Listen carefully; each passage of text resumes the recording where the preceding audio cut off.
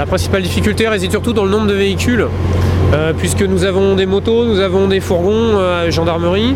Il y a tous les véhicules qui servent à la logistique de la machine qui est derrière moi.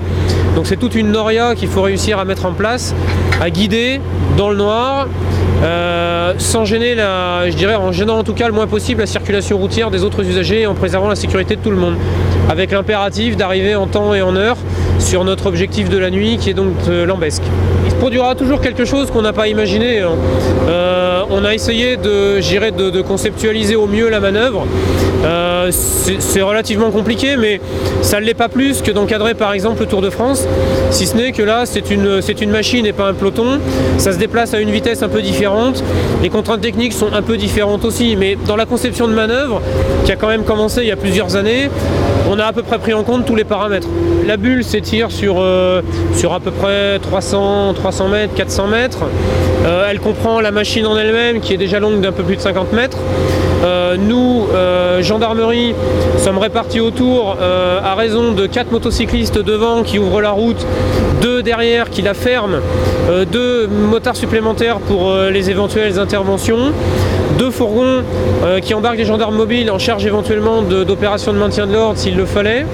Un véhicule qui comprend des personnels, officiers de police judiciaire pour d'éventuelles constatations, interpellations. Et puis derrière, donc, un véhicule pour le chef d'escorte qui embarque donc la radio, le relais radio. Et les véhicules de la société d'AR, donc en charge de la logistique, avec donc des chauffeurs de remplacement, des véhicules en charge donc de l'impact technique de la machine sur la route, etc. Donc ça fait je dirais une quinzaine de véhicules qui gravitent autour de la machine en elle-même.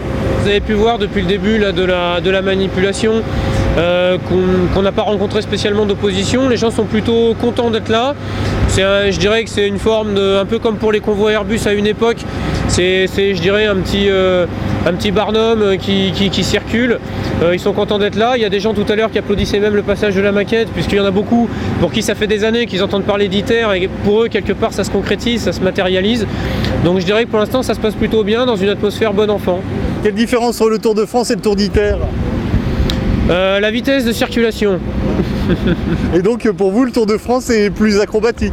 Le Tour de France est plus acrobatique parce que les aléas doivent être appréhendés je dirais bien plus en amont et le temps de traitement est beaucoup plus court. Alors que là, à une vitesse moyenne de 5 à 10 km/h, on a le temps d'envisager les problèmes et de leur trouver des solutions. Et en plus là on a un véhicule certes énorme mais seul.